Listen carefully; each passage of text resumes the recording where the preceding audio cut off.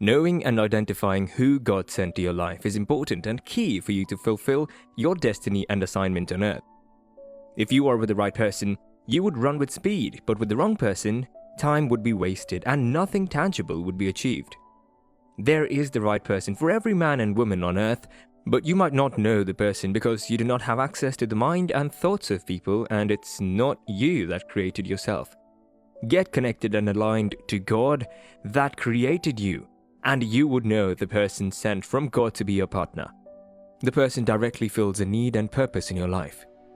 The need for partnership and intimacy with someone is not to come and take you out of God's plan and purpose for your life. It's to help you achieve the plan, purpose, and assignment God has given you with ease.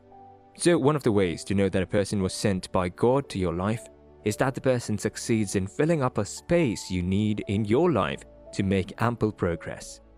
You need a partner to serve as support. You need a partner to depend on. You need a partner to comfort and encourage you, and the person sent by God to you would serve this purpose. This was what Rebekah did in the life of Isaac.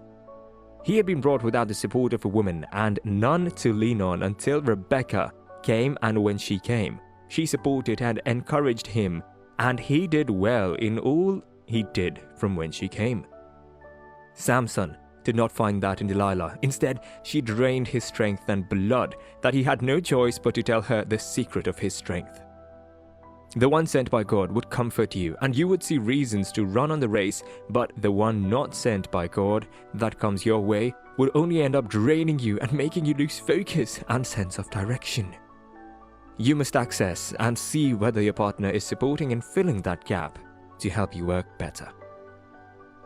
The person would help you to be close to God. We can get tired or feel empty and want to run away from God, but a sign that the partner that came your way or in your life is sent by God is that the person would help you get closer and connected to God. The person is from God, and when situations are trying to pull you away, the person would pull you closer. When problems are making you to doubt and want to turn the other side, the person is there, is keep you and encourage you to not give up.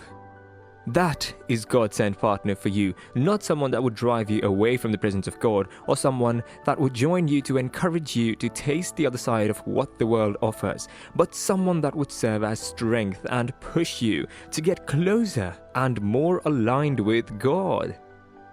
Someone that would be interested to see you grow spiritually, someone that would be able to pray and share the good news with you, and not someone who gets bored when you bring up issues about God and what He does. The person would not cause your spiritual connectivity and flow to be in decline. The person would not tend to take you far from the presence of God because you cannot be so connected to God and make mistakes or be deceived by someone. The person would not take advantage of your unguarded hour. If your partner or the person that came your way is not bringing you closer to God but taking you away from God, then the person was not sent to you from God. No matter the convictions you think you have, God's will be your strength and confident and would stand for you when you want to walk away, and you would be able to stand for the person when the person also feels like giving up. Your heart gives you peace when you meet. There is a peace that only God gives. You may not have observed it, but when God approves of something and wants you to do it, you would have peace within you when you are on that journey or task, but when it's not from God, you will not enjoy or have that peace. When you are with that person, check your heart posture. Are you at peace or afraid about your relationship with that person? It's not just about feeling, it's about what your heart is saying. God communicates through various means and medium to us, and one of it is giving us peace. If you do not have peace with the person whenever you're around them, do not give it the opportunity to find root and expression.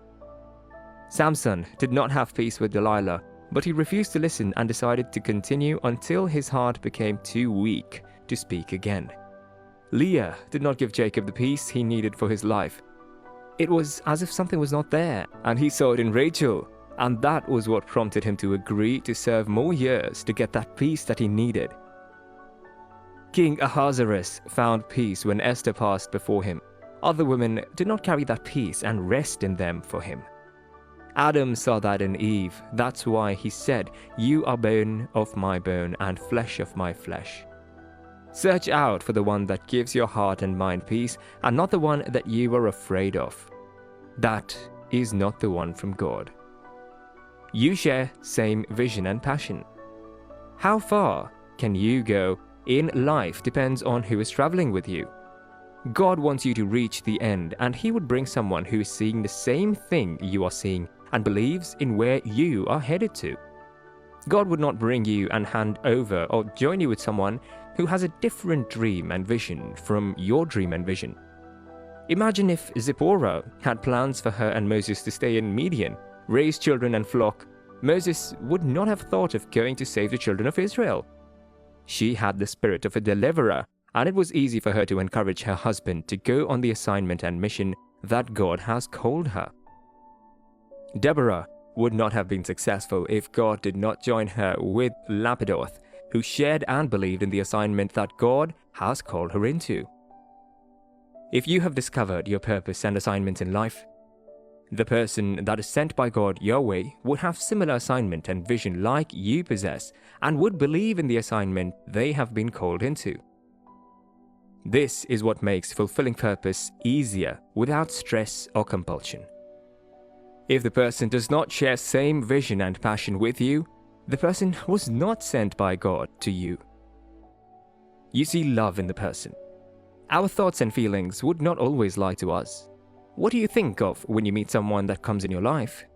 Do you see God in the person? Do you feel you can love the person? Does the likeness flow from within you, or is it lust that is taking over your thoughts? Is it seduction and infatuation that is flowing from you? Do you see the need to get connected and love the person, or you see the need to exploit the person? If you still feel you can hurt the person without looking back, that means this person was not sent to you from God. Run away before flesh takes over willpower. This is what happened to Tamar and Ammon. He never truly loved her, and she was not his from God, because if she was, he would not have accepted the advice given to him by his friend to rape her. When there is love, there is perfect care, and to hurt the person would be far from your mind and thought. Check what comes to mind when you see or think the person. Do you see the future with and in this person? The person God is sending your way is someone you would live the rest of your life with. Are you seeing yourself living and growing old with this person? Do you see yourself putting up with the person? The relationship is for eternity, till death does you both part. And if you do not see a future with that person was not sent by God to you.